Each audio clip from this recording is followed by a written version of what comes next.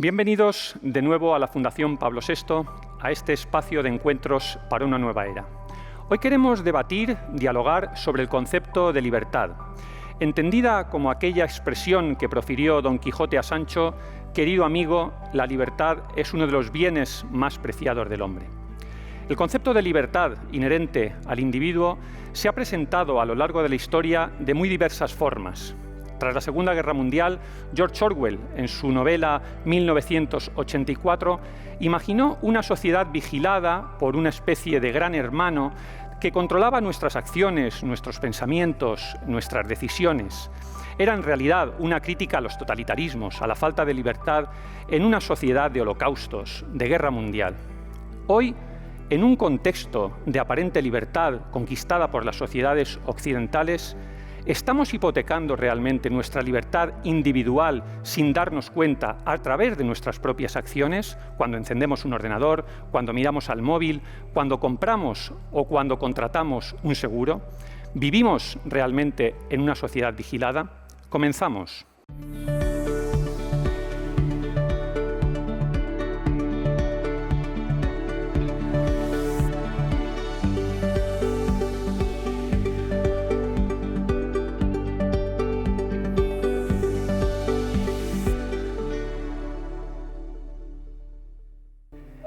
Hoy tenemos, para tratar de este tema sobre la sociedad vigilada, a tres personalidades y, si me permiten, tres amigos. Ana Palacio, ex ministra de Asuntos Exteriores, ex vicepresidenta del Banco Mundial y profesora visitante de la Universidad Georgetown. Bienvenida, Ana. Ángel Gómez de Ágreda, analista, estratega, especialista en geoestrategia y sobre todo autor de un libro, El mundo Orwell. Bienvenido, Ángel. Gracias, Jesús. Y Mar Cabra, periodista, escritora y premio Pulitzer de un grupo de expertos que disteis con los papeles de Panamá. Bienvenida, Mar. Muchas gracias. Contactaremos también a través de videoconferencia con Francesc Torralba, escritor, filósofo y catedrático de Filosofía de la Universidad Ramon Llull, y con Adriana Maldonado, eurodiputada y parlamentaria de la Comisión del Mercado Interior y Protección al Consumidor. Vamos, antes de empezar el diálogo, a ver un vídeo. Un simple gesto como encender el teléfono móvil. Hacer una compra por internet, buscar un destino de vacaciones, pagar el supermercado o contratar un seguro. Sin saberlo, estamos cediendo nuestros datos sin conocer el destino que tendrán. ¿Somos conscientes de que controlan nuestros movimientos, nuestros gustos y nuestros consumos? Hoy nos queremos preguntar cómo se consiguen los datos, cómo se comercia con ellos, quiénes se aprovechan de este flujo de información. Y no solo hablamos en un plano económico. ¿Peligra nuestra democracia con quienes tratan de influir en procesos electorales o en revoluciones que tienen poco de populares? Encuentros para una nueva era busca hoy arrojar luz a la pregunta: ¿vivimos en una sociedad vigilada? Ángel, eres autor, como decía en la introducción de la presentación, del libro Mundo Orwell, y dices que estamos cediendo datos, que muchas veces no somos conscientes de dónde van esos datos, de qué hacen con esos datos. Pues te lanzo la primera pregunta que lleva un poco el título de lo que vamos a dialogar. ¿Vivimos realmente en una sociedad vigilada? Pues sí, yo creo que efectivamente, para lo bueno y para lo malo, estamos en una sociedad en la que compartimos los datos mucho más que nunca antes en la historia. Datos que van incluso mucho más allá de lo que nosotros somos conscientes de estar compartiendo. En cada foto van asociados una serie de datos, en cada foto que compartimos, que no somos conscientes de que estamos compartiendo también. Y el problema es que los datos que pretendemos recibir nosotros para todos estos servicios que nos contaban, de pues, pedir un taxi o hacer un viaje o saber hacia dónde tenemos que ir, todos estos datos son a costa de nosotros ceder también a una serie de plataformas datos sobre nosotros para que nos puedan personalizar ese servicio. Los datos que cedemos tendemos a verlos desde el punto de vista económico, ¿no? Desde el punto de vista del valor que tienen comercial, lo vemos como una parte más del tener, cuando en realidad deberíamos verlos como una parte del ser. En realidad lo que estamos cediendo es nuestra identidad, nuestra forma de ser, nuestra personalidad. Y por lo tanto, no es ya que nos conozcan igual o como nosotros o como nuestra pareja, es que nos conocen mucho mejor, porque tienen integrados todos esos datos, incluso aquellos que normalmente pasamos de largo. Mar, desde tu posición de periodista, ¿somos conscientes de que estamos cediendo nuestros datos y de lo que está ocurriendo con todo eso, tal y como señala Ángel? Yo creo que esto que cuenta Ángel es, por lo menos en España, una información bastante novedosa, y hay muy poca conciencia de todo lo que estamos dando cuando utilizamos nuestro teléfono móvil, o que cuando activamos la geolocalización, si la activamos para permitir que Google Maps siempre sepa nuestra geolocalización, pues es que nos está siguiendo, ¿no? Yo ahora mismo además estoy hablando contigo con mi teléfono al lado, con lo cual creo que tenemos que dar un salto a ser ciudadanos digitales. ¿Eso qué quiere decir?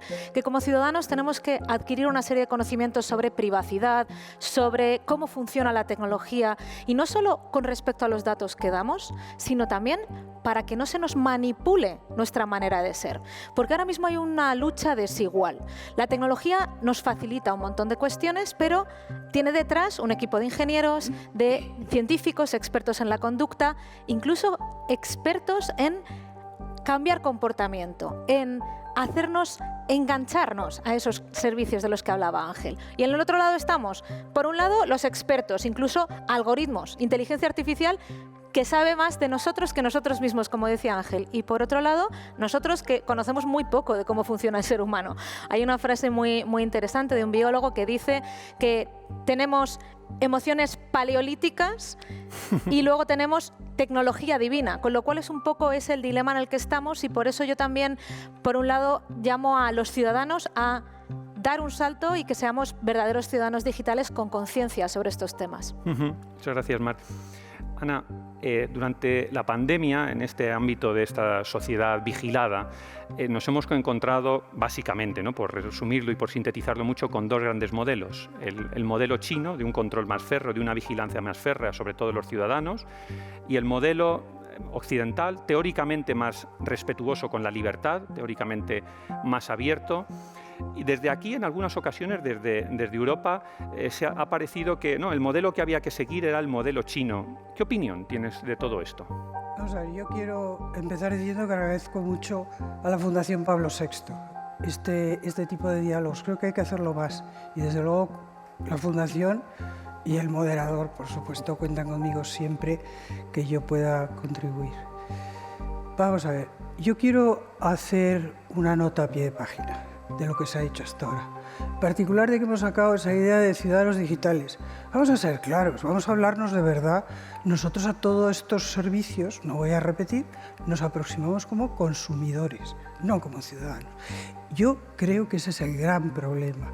El gran problema es que el concepto de ciudadanía se deshace. Nosotros somos ciudadanos para votar y cuando lo somos. Ahora no quiero ir más, pero me parece importante, porque es que el término ciudadanía lo mal usamos, siendo claro, considero que lo mal usamos. Esto no es una crítica, porque creo que eso es el lenguaje establecido, o sea, se dice seamos ciudadanos digitales, no es ninguna crítica a nadie, es nada más que seamos conscientes de lo que estamos diciendo. Vamos a ver, respecto de los modelos.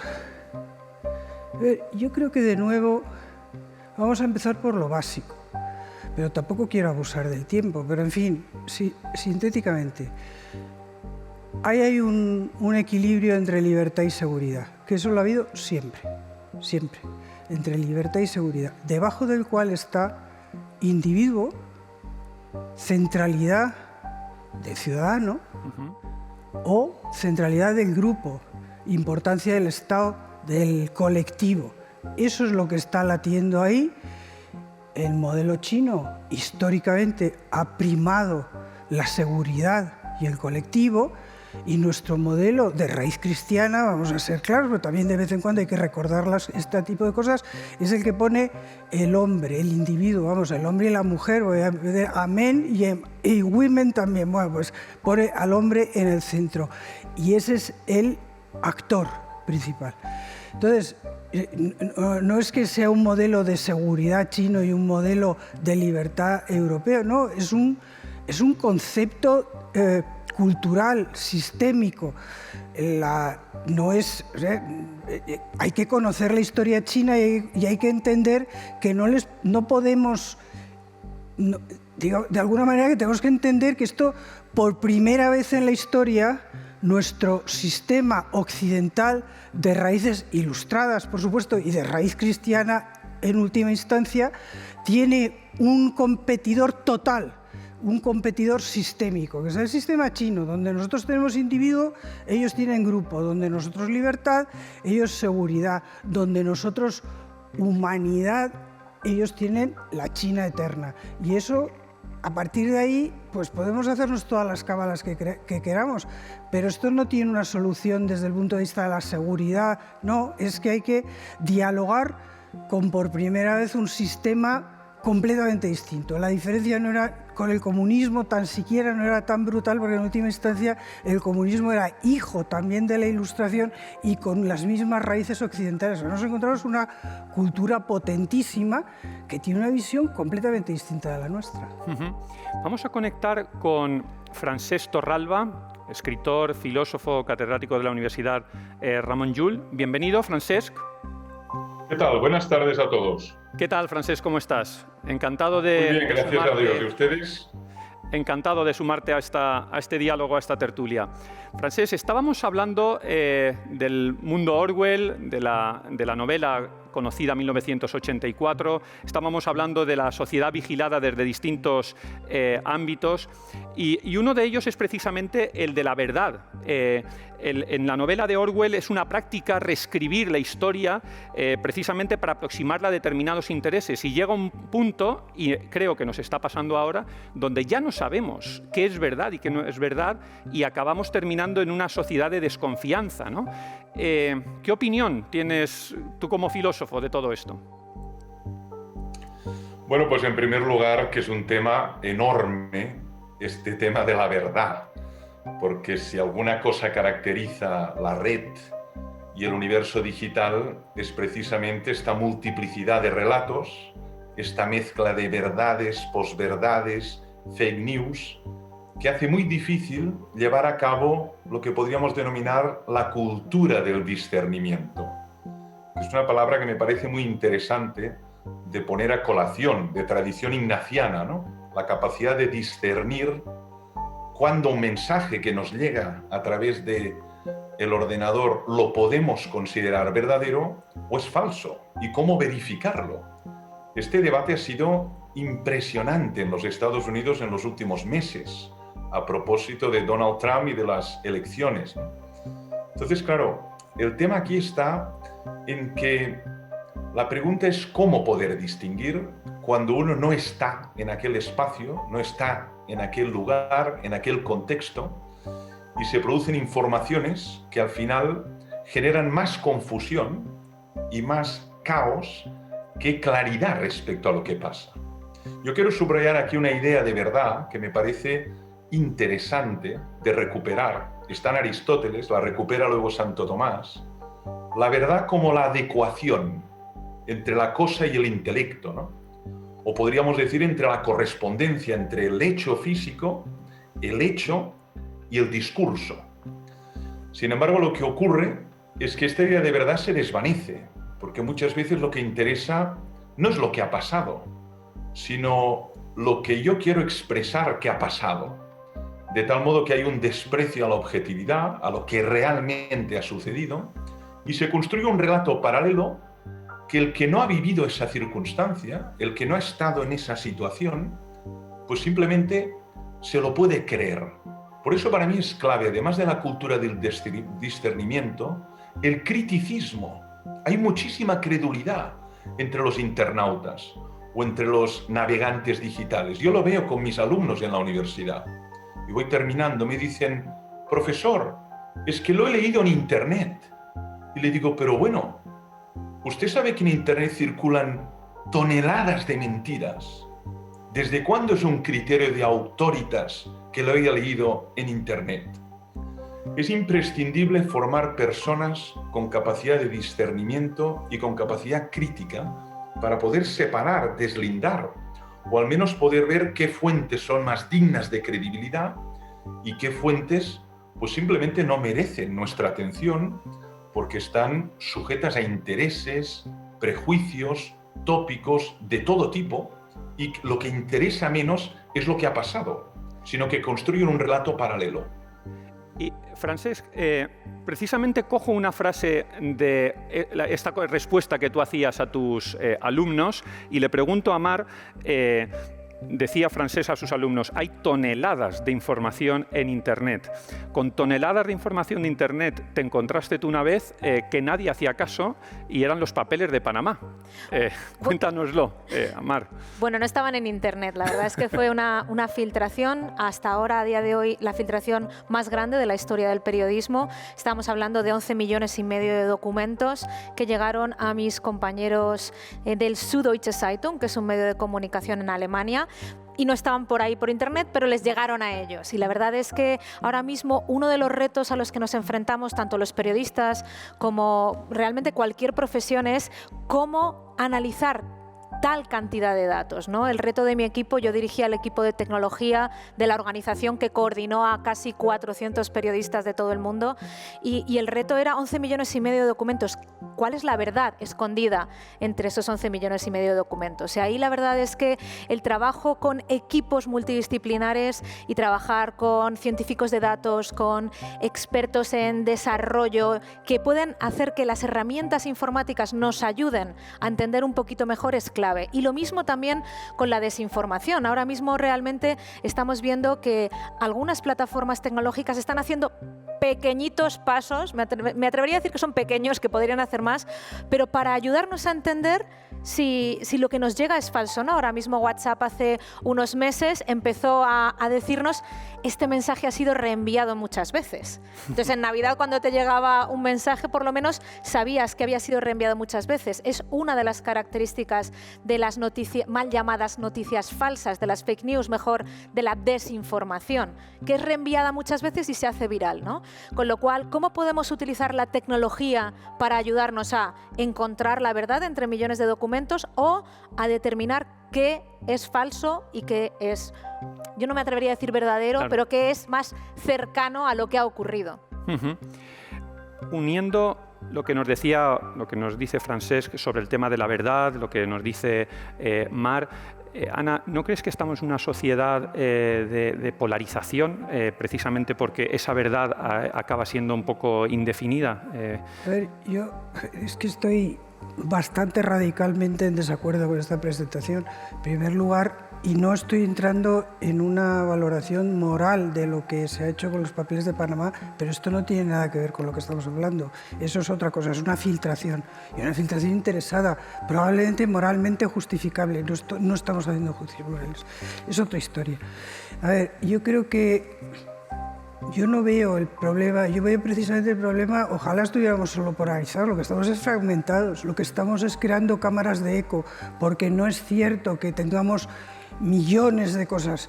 Yo tengo mi cuenta de Twitter y a mí me llega lo que me mandan los cuentas que sigo. A ver, yo intento abrirme, pero hay mucha gente que en Estados Unidos, por ejemplo, ya que hemos sacado la cuestión de Estados Unidos, quien sigue Fox es que no sigue más que Fox, y quien está en MSNBC no sigue. O sea, si eres demócrata radical y para ti, y aquí entramos de nuevo en esa idea de ciudadano y consumidor, yo creo que es muy importante esa fórmula aristotélica, aquiniana del discernimiento.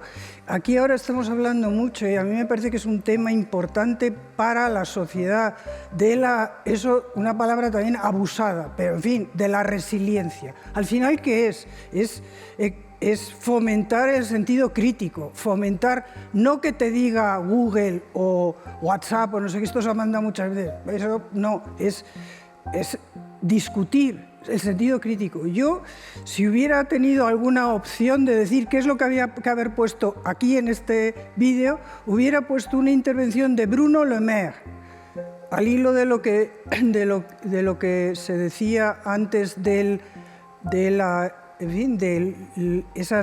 parece que lo decías tú, de esas esos mensajes subliminales que incluso te enganchan. Y lo que era, se dirigía a jóvenes, como nos estamos yo creo que mayoritariamente dirigiendo ahora, y decir, lean ustedes. Un libro te abre mundos. Seguir Netflix o seguir no sé qué serie te los cierra.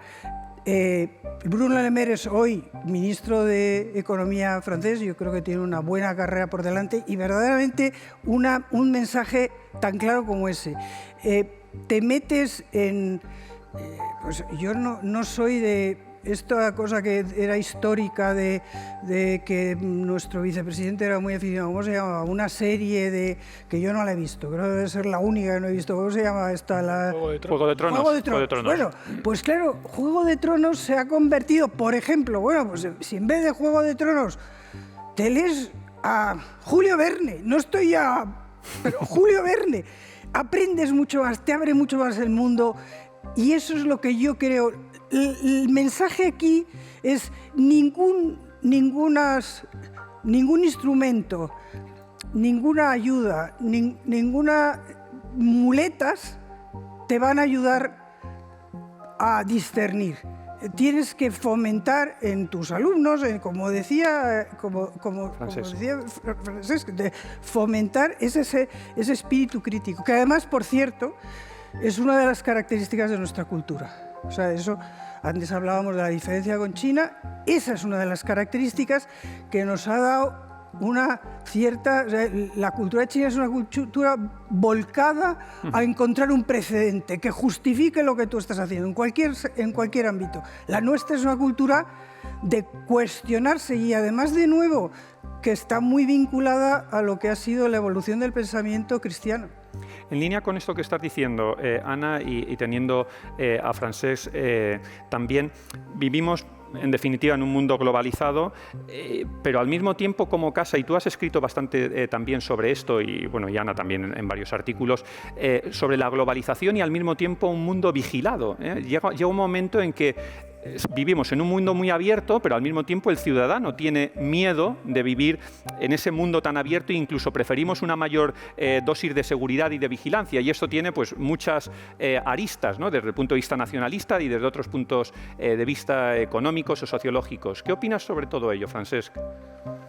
A ver, yo creo que hay que recuperar la idea del panóptico de Bentham y situarla en un universo digital como el nuestro. De hecho, el gran hermano de Orwell ya se refiere a esto. Una vigilancia permanente, pero además una vigilancia que nosotros hemos facilitado en la medida que vamos dejando trazabilidad de todos nuestros movimientos en la red, de tal modo que es muy fácil saber dónde ha ido, qué ha comido, en qué gasolina ha repostado, en qué hotel ha estado, qué película ha visto en ese hotel. Uno va dejando traza, va dejando pues un sedimento de toda su toma de decisiones y esto naturalmente interesa de qué manera a las empresas para poder venderte más productos. Yo estoy de acuerdo en lo que se ha dicho. Somos homo consumens, ¿no?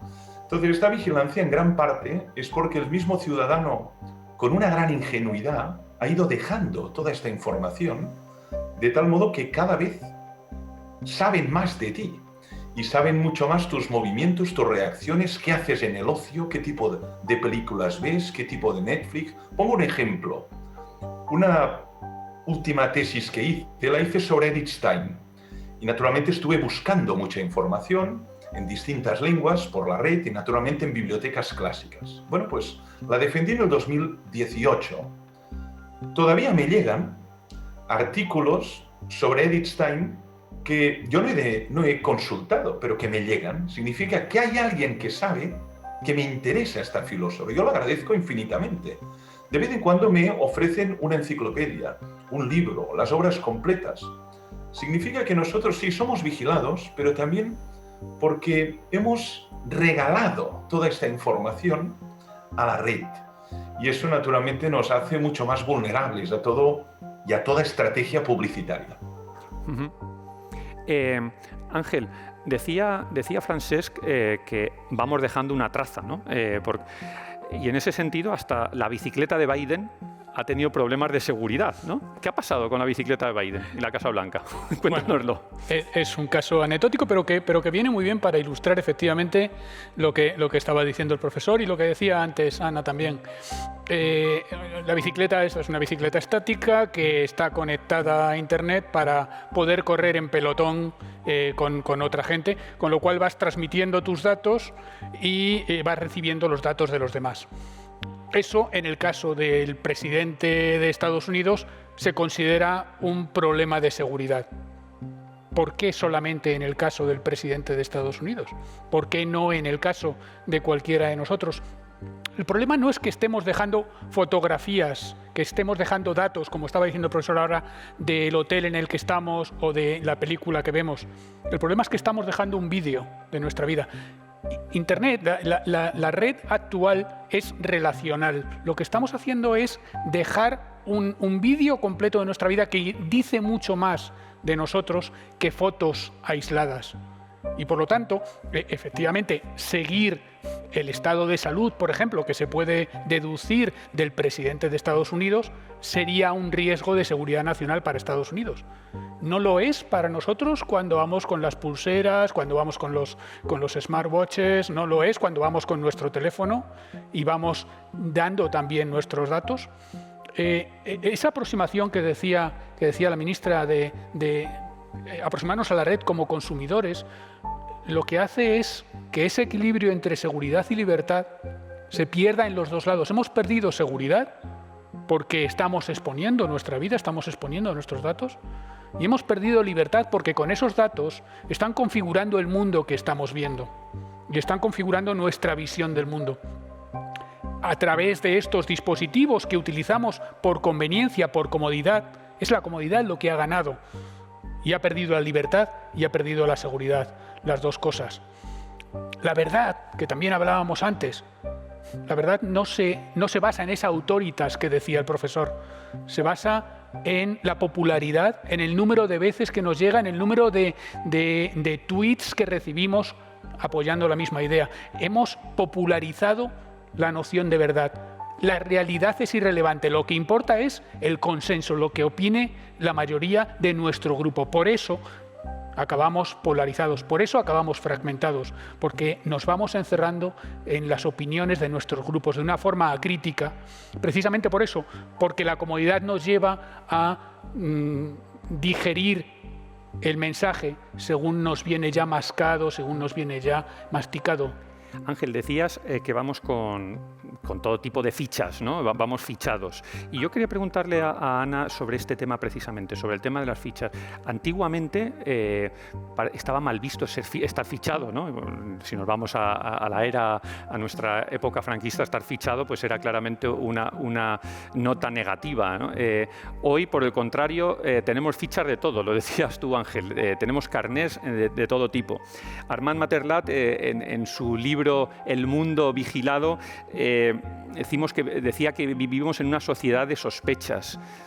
¿Qué opinas de todo ello? Es que parece que yo hoy estoy de discrepante, pero vuelvo... No, está bien que discrepes. Vamos a ver, yo creo que no es una sociedad de sospechas, es una sociedad con una brutal inseguridad, pero con una brutal inseguridad de fondo. La primera inseguridad es una inseguridad respecto del futuro. Es decir, nuestra cultura occidente lo primero que sabe es que el futuro ya no es lo que era.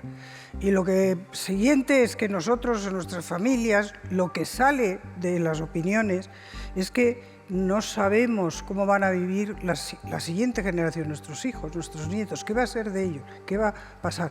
Hoy en día ya, y digo con el COVID, porque es que no sabemos qué va a pasar después. Para unos colectivos que somos nosotros, para una cultura que ha sido una cultura de conquista, del mundo abocados, de esto con mucho trabajo, tal. Para mí eso es el fondo. Es una sociedad profundamente insegura, que por cierto, esto no es extendible globalmente, o sea que esto no es un asunto humano.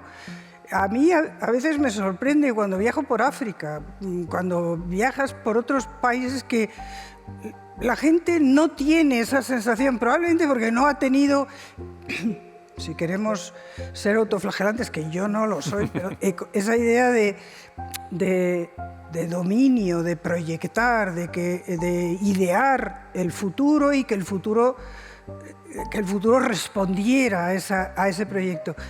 Y tienen una idea más pragmática. Y si vamos a Asia, completamente distinto, porque ahí evidentemente ya influye esa otra cultura completamente clara. Por lo tanto, es verdad, es una sociedad de desconfianza, es una sociedad, pero es una sociedad fundamentalmente insegura. Todo esto que estamos hablando, todo esto de la tecnología está ahí. Y nos podemos lamentar y decir, y es verdad, nosotros, los cuatro, que sabemos que nuestros datos, que a mí me mandan, pues el profesor hablaba antes de cómo, en fin, cómo le mandaban libros. A mí como tengo una cuenta, compro mucho por Amazon, es que libros sugeridos, a través de Kindle, libros sugeridos. Bueno, lo sé y continúo utilizando porque lo que no vamos es a danizarnos. Entonces, lo sé, evidentemente procuro que mi vida sea transparente, no tener secretos, tal cual. Sé que eso es ficticio, pero por lo menos por tener una mayor tranquilidad, y a partir de ahí crearme universos distintos, que son universos compartidos de amistad, de debate, como el que estamos creando aquí ahora, y el resto saber que cada momento histórico ha tenido sus problemas, pero yo no comparto, lo siento, no comparto la preocupación. La tecnología está ahí, es un instrumento, podemos hacer nosotros, pero sobre todo nosotros nos tenemos que crear.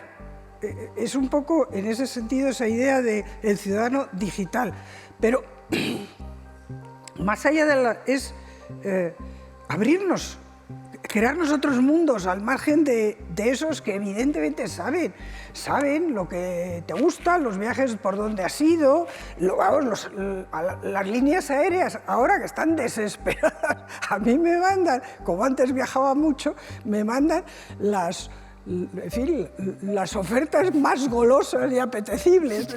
¿Por qué? Bueno, pues porque saben que viajo, o porque conocen que he viajado, que es otra cosa. Mar, en este mundo, en esta sociedad de sospechas, o como dice Ana, en esta sociedad de inseguridad, ¿qué papel están jugando los medios de comunicación en todo esto? Medios que pertenecen a grandes grupos, que defienden también grandes intereses. Se entremezcla la idea de que antes hablábamos de verdad, la idea que estaba exponiendo bien Ana de inseguridad. ¿Qué papel están jugando los medios? Bueno, yo hace 3 años que estoy fuera de los medios de comunicación, en parte porque me acabé quemando por tanta exposición a la tecnología. Y yo creo que este es un riesgo real que vivimos ahora mismo. Estamos muchos de nosotros teletrabajando, muchos de nosotros delante de las pantallas, y no sabemos poner límites entre el trabajo y nuestra vida personal. Y esto me lleva, ahora voy a lo de los medios, está relacionado, nos lleva muchas veces a que en esa inseguridad que tenemos ahora, de que no sabemos qué es lo que va a pasar, vivimos en esta incertidumbre, estamos muy enganchados a querer información. Es algo que está muy conectado a nuestro cerebro, este paleolítico del que hablaba antes, ¿no? ¿Qué pasa? Que la gente está yendo a los medios de comunicación, sobre todo en esta etapa de pandemia, en busca de información, en busca de certidumbre para saber qué es lo que está pasando. Los medios, por el otro lado, están en plena crisis económica, con anunciantes decreciendo, por lo menos el año pasado, explotando mayormente a sus periodistas porque tienen pocos periodistas haciendo mucho y dando muchísima información. Entonces ahora mismo muchos medios de comunicación están intentando sobrevivir a esa gran demanda de la información de una manera pues eso, muy en modo supervivencia, ¿no? Los medios de comunicación ahora mismo, eso sí, son la principal fuente de información porque hay expertos que están mirando los datos, intentando desmitificar esos mitos que hay en Internet. Entonces, para mí ahora mismo creo que el rol de los medios de comunicación, no solo en esta sociedad vigilada, sino en esta sociedad pandémica y pospandémica en la que estamos viviendo, es de informar desde una posición experta, ¿no? Y yo creo que de todas maneras el problema es que hay muchísima desconfianza. La gente se está desconectando de las noticias. Se hablaba de la hiperconexión porque hay gente que se engancha muchísimo, pero hay otra gente que dice, yo ya de estos no me fío, ¿no? Y yo creo que esto tiene un peligro. Y el peligro es que nos vamos a fuentes de información que no sabemos si son fiables o no. Y de ahí yo sí que creo que estoy muy de acuerdo con lo que se está diciendo, con lo que ha dicho Francesc, con lo que está diciendo Ana, de reforzar el espíritu crítico. Desde los medios de comunicación y desde también la educación, desde la universidad, desde los colegios, para ayudar a que la gente entienda por sí mismos qué es fiable y qué no es fiable. ¿Cuáles son las alertas que me tienen que surgir cuando veo una noticia para saber si es una noticia falsa? ¿Por qué me puedo fiar de unos y no de otros? Y también añadiría el punto de conciencia. Yo creo que ahora mismo uno de los grandes retos a los que nos enfrentamos los medios de comunicación, pero yo creo que es como sociedad, es ayudar a las personas a tener conciencia de sus acciones. Y en eso yo creo que estoy muy, muy de acuerdo y muy en línea con lo que comentaba Ana antes, porque yo creo que ese es el reto ahora mismo, que nosotros sepamos cómo funciona la sociedad y que desde ahí, desde una decisión interna, tomemos acciones como personas y como ciudadanos de sociedades en las que estamos. Y ahí los medios de comunicación pueden hacer mucho para ayudar a los ciudadanos y a las personas de las diferentes sociedades en las que estamos a ser más conscientes. ¿Lo estamos haciendo los medios de comunicación? En gran parte no. Sin embargo, hay tendencias como el periodismo constructivo, que ahora mismo hay Alfredo Casares, que es un compañero mío, está a punto de publicar un libro sobre este tema, justamente hablando de cómo podemos ayudar a los ciudadanos a ser más conscientes, cómo podemos ayudar a nuestros lectores a conocer lo que ocurre para poder tomar acciones conscientes. Pues precisamente aprovechando que está Francesc, y para no entretenerle mucho más, porque siempre es más incómodo en una videoconferencia, precisamente por lo que dice Mar, Francesc, ¿qué recetas podemos dar a nuestros ciudadanos precisamente para la búsqueda de esas herramientas intelectuales de búsqueda del bien común, Ana, del discernimiento, de la verdad? ¿Qué recetas podemos sugerir, ¿no? Mar hablaba de la educación. A ver, la educación es clave, me parece fundamental. Se ha hablado de la lectura sosegada, pero se habla también de la necesidad de pensar y de enseñar a pensar y de protegerse de determinadas informaciones que nos llegan, ¿no? A mí me parece que estos elementos son imprescindibles, que el ciudadano tenga tiempo para desconectar. Esta hiperconectividad nos convierte en seres muy alienados, ¿no? Parece como si fuera un pecado capital estar desconectado. Y es fundamental incluso para la higiene mental y la higiene emocional, desconectarse, leer un libro, establecer una conversación inteligente con un interlocutor inteligente y pensar, reflexionar, poner distancia a este mundo. Esto al final nos parece cada vez más difícil, ¿no? Hay mucha tecnoadicción. Ya no hablo solo de tecnodependencia, sino de tecnoadicción. Y me parece que crear estas esferas de conversación, de diálogo socrático, donde sea posible escucharse, esto que estamos haciendo aquí, y hablar y expresar puntos de vista, aunque sean distintos, es imprescindible. Si no, al final nos convertimos prácticamente en consumidores digitales y además damos todos nuestros datos a alguien que nos vigila y nos busca para que consumamos más, ¿eh? Yo no soy tecnofóbico. Los que criticamos la tecnología digital muchas veces nos critican de tecnofóbicos o de distópicos o apocalípticos, ¿no? Yo lo que critico es el tecnocentrismo, que es una crítica que ya está en Benedicto XVI y está en el Papa Francisco, ¿no? Esto de poner la técnica en el centro y la persona en la periferia, ¿no? O como un satélite, ¿no? Yo creo que es al revés. Es la tecnología la que tiene que estar al servicio de la persona y de su desarrollo integral. Máxime de las personas más vulnerables. Pero no es lo que observamos. Lo que observamos muchas veces es que al final la persona se convierte en una especie de nota a pie de página de este gran artefacto tecnológico, ¿no? Yo creo que la tecnología ya no es un instrumento como el martillo o como unos alicates, es un sistema. Lo dice muy bien Jacques Ellul, un sistema en el que nos movemos, consumimos, trabajamos, interaccionamos, compramos, vendemos, y en ese gran sistema, en ese gran magma o en ese gran útero tecnológico estamos ya todos. La cuestión es saber abstraerse, tomar distancia para no quedar enganchado en él y tener la capacidad de una cierta mirada en panorámica, ¿no? Esto es lo que nos puede salvar de quedar atrapados en la jaula tecnológica. Francesc, muchísimas gracias por todas tus aportaciones. Ha sido de verdad un placer y continuamos aquí un ratito más. Muchas gracias. Hasta la próxima. Muy bien, gracias a todos y gracias por las aportaciones. Muy amables. Gracias, Francesc. Antes de pasar a otro tema, sí que quería plantearos, por esto que me ha parecido muy sugerente lo que decía Francesc, del tecnocentrismo, ¿no? El tecnocentrismo ha llevado a que todos juguemos a todo. Estamos jugando, y volviendo a lo que tú decías más de los medios de comunicación, estamos jugando todos a ser periodistas, a ser fotógrafos, quizás a lo mejor porque nos están favoreciendo esa tecnología, para las razones que sean, pero a lo mejor por lo que tú decías, Ángel. ¿Os parece eso o es una sensación mía únicamente? Es un poco en línea con lo que decía la ministra y lo que estaba diciendo el profesor también, ¿no? Hemos adaptado el tempo, el ritmo de pensar, el ritmo de recibir las noticias, el ritmo de digerir esas noticias, lo hemos adaptado al ritmo de las máquinas. El título de mi tesis, precisamente, que estoy terminando ahora, va muy en línea con lo que decía el profesor. Es el ecosistema cognitivo.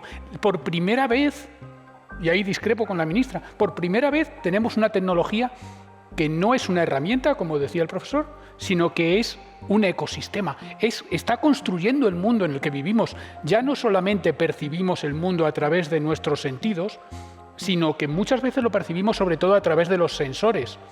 Durante el confinamiento hemos estado percibiendo el mundo a través de pantallas y la experiencia directa que teníamos del mundo era mínima. De ahí también la inseguridad que se genera, ¿no? El tener que depender de aquello que te están contando a un ritmo que eres incapaz de digerir y que tienes que intentar sacarle un sentido a toda la información que estás recibiendo. Ana, por alusiones. Yo quiero aclarar que yo en absoluto he dicho eso. Yo he dicho que no habría instrumento, creo que he utilizado bequilla, por Dios, lo que se utiliza para andar, perdón, que esto es la cosa de muletas, que no es, por supuesto, lo que he dicho es que nosotros nos aturdimos, o sea, estamos en ese ecosistema en el que somos muy receptores y tenemos, contestando a la pregunta que tú hacías, ese espejismo de constituirnos nosotros en centros, que evidentemente hoy se consigue. O sea, los youtubers, a ver, ¿qué son? Son emisores, lo son. Pero yo no he dicho, por supuesto que estamos metidos en un sistema, no lo sé, pero desde luego en un sistema clarísimamente, un tecnosistema que lo que nos incita es a ser más consumidores y menos ciudadanos, en el sentido ese de que el ciudadano es el que se plantea una visión crítica, el consumidor es el que antes la imagen del consumidor era el que se sentaba delante de la televisión. Hoy ya no es ni eso, porque nuestra capacidad de fijar la atención ha disminuido y eso está comprobadísimo. Y si hacen un estudio de este interesantísimo debate, cómo entran y salen los ponentes. No, los ponentes no, los observantes, es que no sé cómo llamarle. La audiencia, cómo entra y sale la audiencia y evidencia, pues lo veremos. O sea que yo vuelvo a decir, a mí qué me parece. Yo hago una distinción entre formación, de nuevo, saco yo aquí la cosa cristiana, entre formación y educación. Aquí lo que se necesita es formar, porque no por leer a Bentham, que está muy bien, pero no por leer a Bentham vamos a tener una capacidad de crear esos ámbitos exentos, esos ámbitos de libertad en última instancia y despegarnos de esa actitud de meros sufridores o consumidores, aunque no nos demos cuenta, pero de instrumentos. A nosotros estamos siendo instrumentalizados. Eso es cierto en todos los ámbitos de la vida. Pero que quede claro que absolutamente lo que quiero decir, y esto iba más al hilo de eso de decir, bueno, tenemos una denuncia aquí, un Google que nos dice, otro que cierra la cuenta de... Eso no sirve verdaderamente de fondo, no sirve para nada, en mi opinión. Esos son los instrumentos. Ya se me han ido otra vez. Las muletas. Las muletas no sirven, no. Aquí lo que hay es que vertebrar al individuo, convertirlo en ciudadano. Que, como decía Bruno Le Maire, y vamos, si puedo hacer una sugerencia a la audiencia, busquen en YouTube, que está magnífica intervención a los estudiantes, y dicen, no sigan Juego de Tronos, lean ustedes. De hecho, es que es muy curioso porque, efectivamente, lo que decía, en nuestras redes, en las redes sociales, todos somos el centro de nuestra red. No es que en Twitter haya un centro, no, cada uno es el centro desde su propia perspectiva, y por lo tanto yo creo que eso además nos vuelve un poco autistas, ¿no? Nos vuelve un poco egoístas, en el sentido de que solamente vemos aquella parte que está relacionada con nosotros, nos sentimos siempre el centro. Y perdona, Ángel, precisamente esto, la instrumentalización, al final esto nos lleva, y Ana lo ha citado, esto nos lleva a hablar de los grandes gigantes tecnológicos. Pero a ver, una postilla. Nos hace narcisistas, que es uno exacto. de los grandes problemas que tenemos estos, porque yo, con todo el respeto del youtuber que tiene, a mí hay una práctica que antes se decía, que me pone de los nervios, me sorprende y me desazona, que es eso de decir, tengo no sé cuántos followers, si por favor retuiteenme para ver si llego a 3.000 followers o a 200.000 followers, da igual. Esa cosa de narcisista de decir, cuantos más followers tenga, mejor. Pero ¿y qué más te da? O sea, quiero decir, si son esa idea de Facebook, no, es que tengo no sé cuántos amigos. Yo en una clase les dije, miren ustedes, dejen de prostituir las palabras. Esos señores de Facebook, pues tendrán ustedes unos cuantos que son amigos, porque son amigos fuera, en la vida, en la realidad. Lo de Facebook es otra cosa, llámenle otra cosa. Vamos a hablar, Ana, precisamente de todo esto, de Facebook, de Google, de Amazon. Mar, si cogemos el ranking de las empresas, de las 10 primeras empresas con más valor en bolsa, yo prácticamente casi todas las que veo, con alguna excepción energética de carácter árabe, son todas tecnológicas, y son estas precisamente de lo que estamos hablando, ¿no? Apple, Facebook, Google, Amazon. ¿Debemos de temer el control que están teniendo y la potencialidad que están teniendo estas empresas?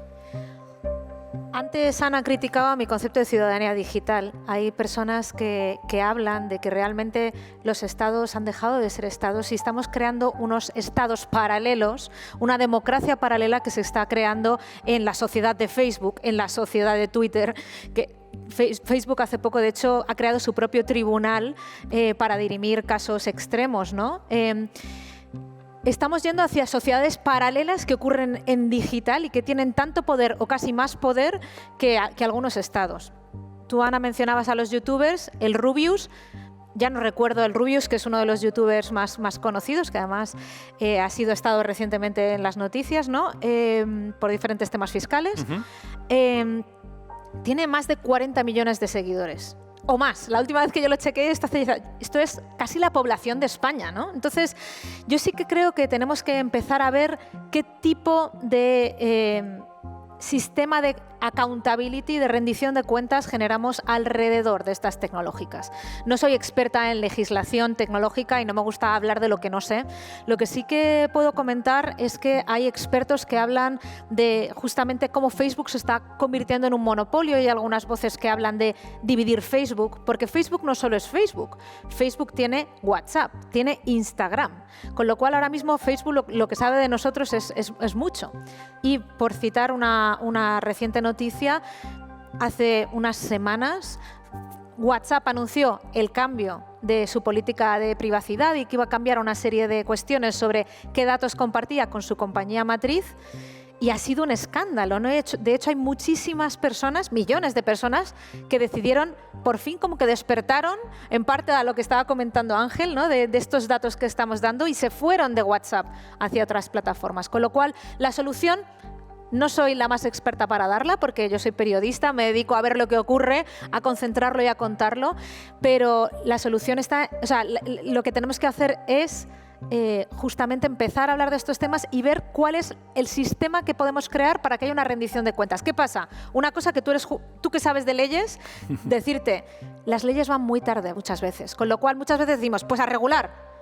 Y no sé si regular es solo la única manera de llegar a esta sociedad de rendición de cuentas de la que hablo.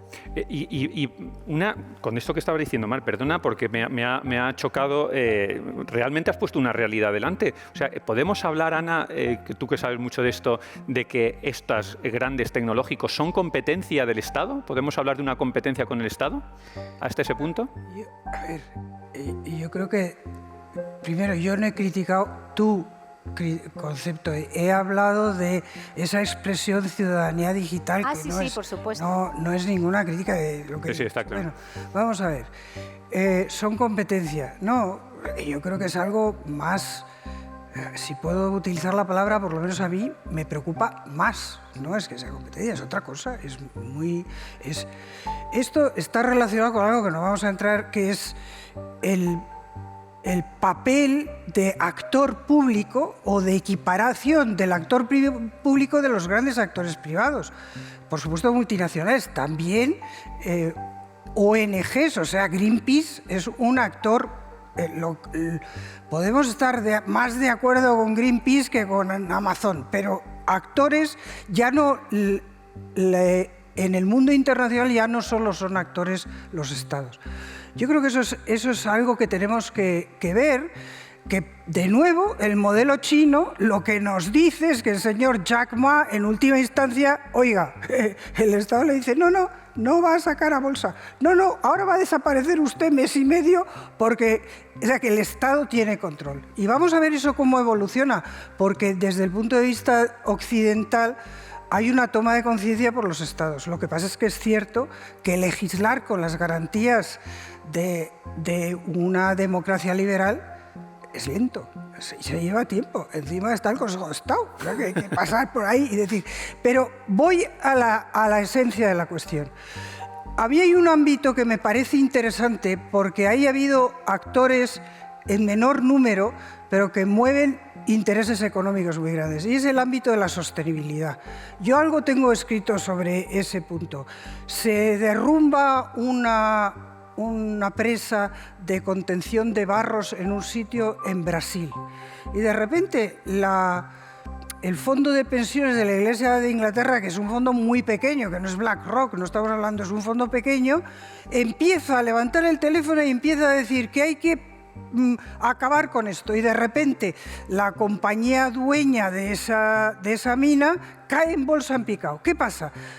Ahí vemos que en estos momentos las conductas no solo son jurisdiccionables, que también, por supuesto, pero que hay otros modos, es el peer pressure, el blame, que ese tipo de instrumentos paralegales. Termino con una cosa que también es importante, es que el derecho internacional está evolucionando. O sea, el Pacto de París no es un tratado, no es jurídicamente vinculante. Bueno, de nuevo, yo creo que desde el punto de vista del derecho tenemos que abrir la mente y ver cómo se implementa, cómo se ejecuta, cómo se genera, quiénes son los actores, y el Acuerdo de París es una cabeza de serie, es un prototipo, pero también está el acuerdo con Irán, que es un poco lo mismo, pues, internacional público. Ana, hablando de derecho internacional, nos ha venido fenomenal porque acabamos de conectar con Adriana Maldonado, que es europarlamentaria. Hola Adriana, bienvenida. Muy buenas tardes. ¿Qué tal? ¿Cómo estás?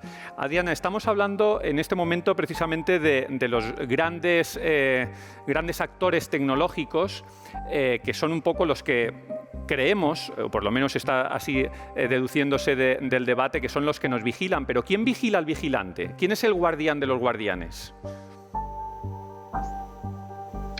Bueno, yo creo que ahora mismo lo que tenemos a nivel europeo y también en el resto del mundo son políticas ex post, ¿no? Es decir, tenemos, por ejemplo, la política de competencia, que suele ocupar grandes titulares en los medios de comunicación y tiene un eco importante en la ciudadanía, que son las sanciones que se suele poner a estas grandes tecnológicas, pero siempre nos estamos dando cuenta que la legislación en este caso va tarde, ¿no?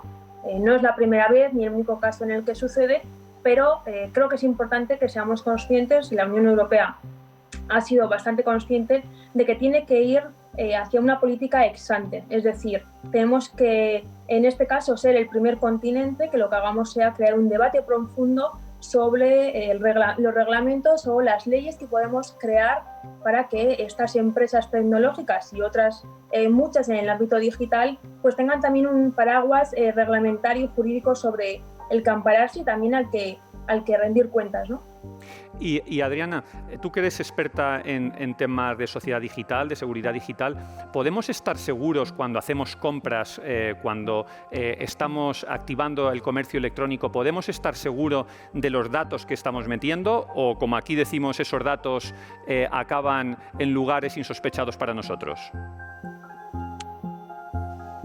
Bueno, el pasado 15 de diciembre la Comisión Europea presentó dos reglamentos muy importantes que van a ser uno de los grandes debates que vamos a tener aquí a lo largo de todo el 2021 en el Parlamento Europeo, que son la Ley de Servicios Digitales y la Ley de Mercados Digitales, ¿no? En esa Ley de Mercados Digitales, para que todos nos podamos entender, lo que vamos a pretender legislar es el marco jurídico de lo que se considera los gatekeepers, los guardianes de mercado, que son todas estas empresas de las que estamos hablando, Facebook, Amazon, Twitter, etc. Y la Ley de Servicios Digitales, que va a crear un paraguas mucho más amplio con un foco principal y fundamental en los usuarios y consumidores.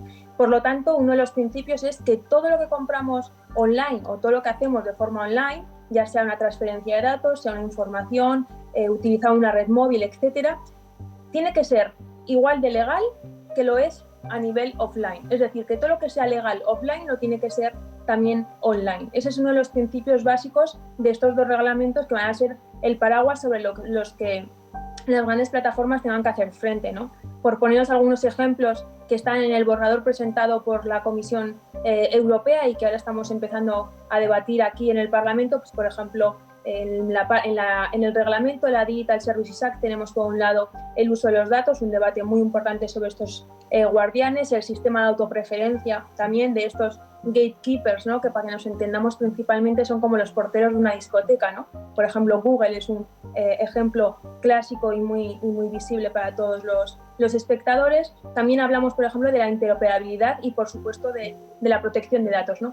Por supuesto, nos basamos en la Ley de Protección de Datos a nivel europeo, que se creó en el año 2017 y que va a ser una de las bases en relación a los datos. Y esa ley de protección de los consumidores, esa ley de protección de datos, tradicionalmente siempre nos ha protegido de los terceros, ¿no? De las empresas, de la administración, del tercero en general, pero nos protege de nosotros mismos. O dicho de otro modo, cuando nosotros utilizamos servicios gratuitamente, somos conscientes de que los estamos utilizando gratuitamente y que estamos pagando de otro modo.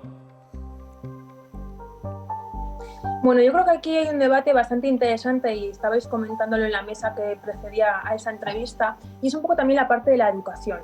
De nada sirve que pongamos los reglamentos o las leyes a estas grandes plataformas si nosotros también como usuarios tenemos esa información al alcance de nuestra mano y también tenemos que ser capaces de ser conscientes de lo que conlleva para nosotros descargarnos una aplicación, la transferencia de datos que estamos haciendo normalmente, ¿no? Ayer, si no me equivoco, era el Día Internacional del Internet Seguro y, por ejemplo, también esa enseñanza y ese autoaprendizaje y ese conocimiento no solamente tiene que ser por parte de los usuarios, sino también las propias empresas o las grandes plataformas también tienen que facilitar a los usuarios cierta información, ¿no? Uno de los debates muy interesantes que comenzamos también aquí a tener en el Parlamento Europeo, por ejemplo, tiene que ver con todo lo que es la publicidad y las redes sociales, esos códigos de conducta que queremos crear en todos los youtubers, los influencers y demás cuando hacen una publicidad, por ejemplo, pagada, que el competidor de esa publicidad pagada posiblemente también sea consciente del precio de esa publicidad por parte de otra empresa. En definitiva, lo que queremos es que nosotros como usuarios estemos mayor capacitados para saber qué información damos a todas las empresas de servicios digitales cuando accedemos a sus propios servicios. Muy bien, Adriana. Pues muchísimas gracias por todas tus aportaciones, gracias por el trabajo que haces allí en Bruselas y hasta la próxima. Gracias, de verdad. Muchísimas gracias. Un saludo a vosotros. Hasta luego. Yo, moderador, me estoy sonriendo porque yo fui ponente de la primera directiva de comercio electrónico y fui ponente de la primera directiva de protección de datos. O sea que, entonces era verdaderamente visionario. O sea que algo de esto... A mí, a ver, yo tengo un tropismo hacia Europa, hacia Bruselas, hacia las instituciones, en particular el Parlamento Europeo. Pero el problema es que no podemos ser tan europarlamentariocentristas, porque es que de la época que yo era, y esto es interesante, eso es una anécdota, en la época que yo era ponente de la directiva esta, pionerísima, entonces no había regulación, uno de estos gurús, no voy a decir el nombre, uno de los gurús de Silicon Valley, yo encantada, ¡ay, vamos a hacer en un tiempo récord! Y, no sé, y son, yo, 5 meses está aprobada, y estuvo aprobada, gracias a la presidencia finlandesa, pero eso es otra historia. Me dijo, señora Palacio, en la actualidad, hablando de lo que, al hilo de lo que antes decías sobre el tiempo, señora Palacio, 6 meses en estos momentos es una eternidad. Eso es así. Yo creo que todos estos esfuerzos son espléndidos. Hay que distinguir también entre lo que son buenas prácticas, códigos de conducta, que no voy a decir aquí porque evidentemente más que el moderador no sabe nadie, los niveles. Hoy estamos y tenemos que acostumbrarnos al valor de la soft law, de la self-regulation, de los códigos de conductas que no son leyes en sentido clásico, que no son, pero que en la situación actual yo creo que tenemos que no adaptar, pues no sé adaptar, hacer nuestras las nuevas tecnologías para conservar lo que hay de fondo en esa cultura de la que hablábamos, de rule of law, de Estado de Derecho, que es lo que estaba diciendo. Lo que están aquí. Ángel, quisiera tratar un poco también la parte política de todo esto. Y tú eres un analista en geoestrategia. Vivimos en un mundo vigilado, decías antes, muy lleno de conspiraciones, exageramos con las conspiraciones políticas. Por ejemplo, ayudó Rusia a Trump a ganar las elecciones y así te podría hacer cientos de preguntas. ¿Qué me puedes contar de todo esto? Depende muchísimo de las culturas y depende mucho de la cultura de la gente, sobre todo de la ascripción política, ¿no?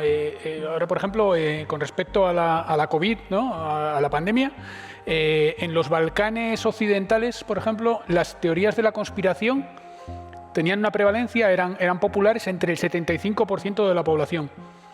En Italia o en Austria, sus vecinos occidentales, entre el 20 y el 25% las mismas teorías. Luego, tiene mucho que ver también con la adscripción política y con la cultura de la gente. Pero sí, efectivamente, esa misma inseguridad que comentaba la ministra antes, esa misma saturación de información que decía Mar, a lo que nos lleva es a buscar modelos que respondan a nuestras preguntas.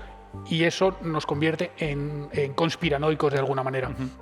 Hay una cosa, al hilo de lo que decía también la eurodiputada, no vivimos online y offline, vivimos, como dice Luciano Floridi, vivimos online. Vivimos simultáneamente en el mundo físico y en el mundo lógico. Vivimos simultáneamente en el mundo digital y en el analógico. No podemos hacer una distinción de ahora estoy conectado, ahora estoy desconectado. Estamos permanentemente conectados. Luego, lo que tenemos que regular no es un mundo digital. Tenemos que regular un mundo en el que vivimos. Y ese mundo es analógico y digital simultáneamente. Y Mar, ¿las redes sociales pueden manejar tendencias de votos? ¿Pueden cambiar, en definitiva, gobiernos?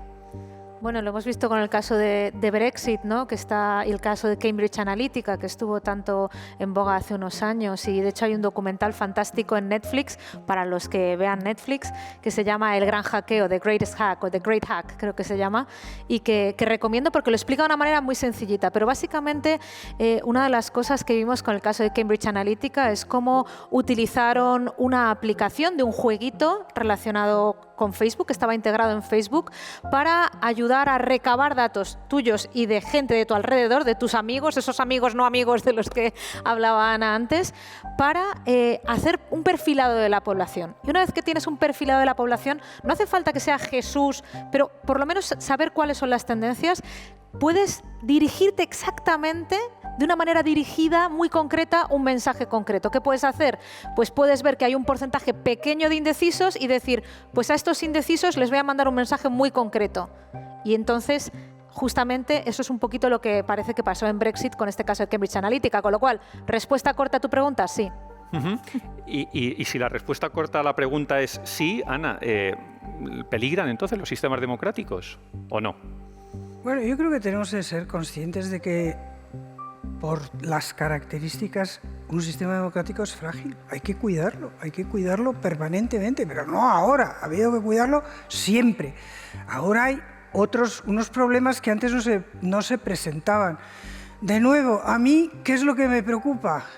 Lo que me preocupa es la quiebra de las redes de relación, ese mundo analógico, esto que estábamos hablando antes, esa fragmentación, esas cámaras de eco, la familia, los amigos, lo que eran los partidos tradicionales, que ya no tienen ese mismo papel. En Reino Unido, por seguir el ejemplo de Reino Unido, en Reino Unido uno nacía Labour y se moría Labour, porque parte de tu vida era estar en ese caldo de cultivo.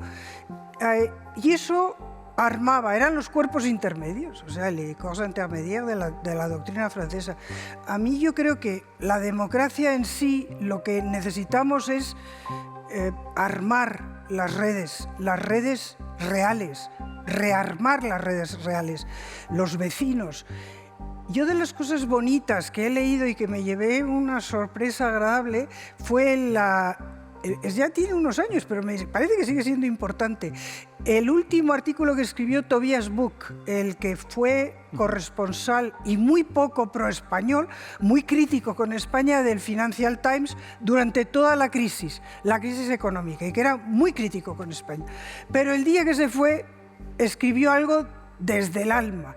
Y lo que dijo es dos cosas. España ha aguantado la crisis porque la familia sigue funcionando y porque hay una relación de vecindad que no encontramos. O sea, de verdad que ahí hay lazos de verdad que existen, que funcionan, que han funcionado, y la familia ha funcionado. Es un artículo muy, muy bonito, muy bien escrito, que yo suelo, al que suelo referirme mucho, porque creo que ese es uno. Es verdad, estoy convencida de que España aguantó la brutal crisis porque los abuelos se ocuparon de los hijos en paro y de los nietos con las pensiones, por eso, pero también porque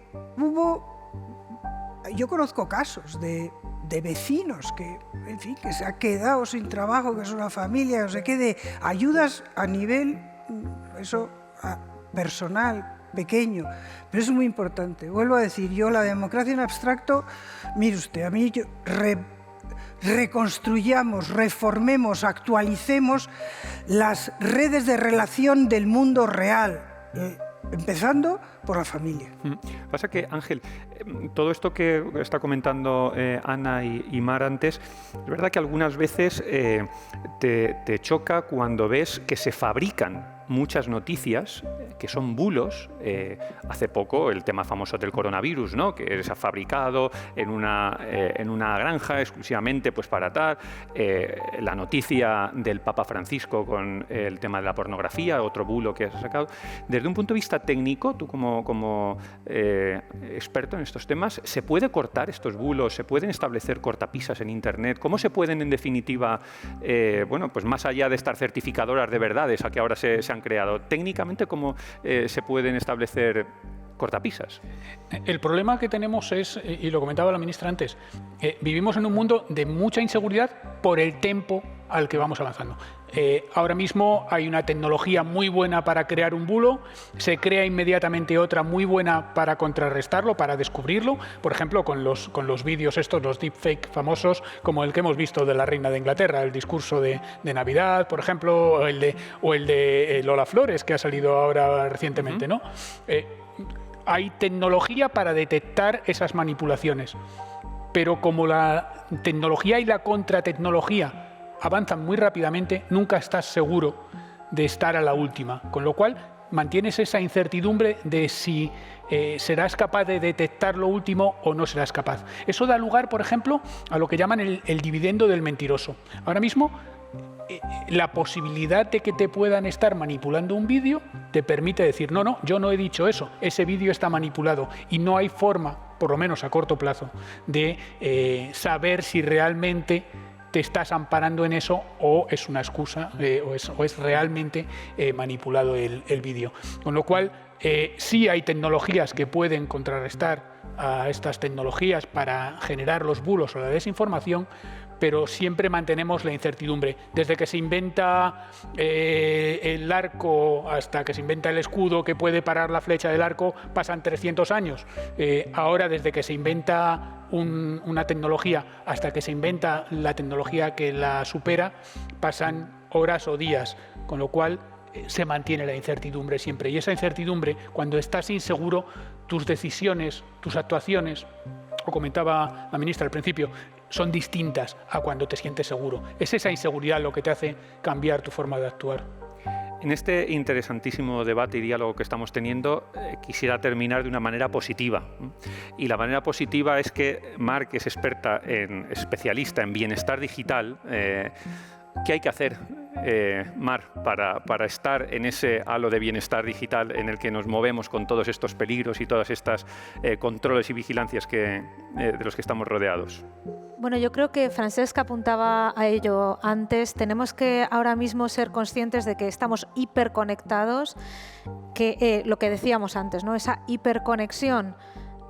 En esa hiperconexión estamos expuestos a expertos que saben más de nosotros que nosotros mismos y a empresas que tienen intereses en captar nuestro tiempo y nuestra atención, ¿no? Porque hacen dinero de ello, que también hemos hablado antes, ¿no? Entonces tenemos que ser conscientes de que estamos en una lucha desigual y, por tanto, tenemos que empezar a empoderarnos nosotros y a darnos tiempo de desconexión. Francesc hablaba de la desconexión. Y yo te hablo en primera persona de esto porque yo fui la primera que caí en las redes de la tecnología hasta el punto de quemarme, ¿no? Y realmente yo llegué a lo más alto con los papeles de Panamá, conseguimos el Pulitzer y pocos meses después dejé mi trabajo porque estaba quemada, el síndrome del trabajador quemado, el burnout tenía. Y he tardado años en recuperar las ganas en volver a hacer periodismo y las ganas en volver a trabajar de una manera pasional sobre algo, ¿no? Entonces, ¿qué hay que hacer? Tener conciencia de que esto nos domina y, por tanto, tenemos que decidir de manera consciente qué relación queremos tener con la tecnología. Ejemplos concretos. Una de las cosas que hacemos los españoles, y realmente a nivel internacional casi todas las personas que viven en el planeta Tierra ahora mismo, es nos levantamos y cogemos el teléfono móvil.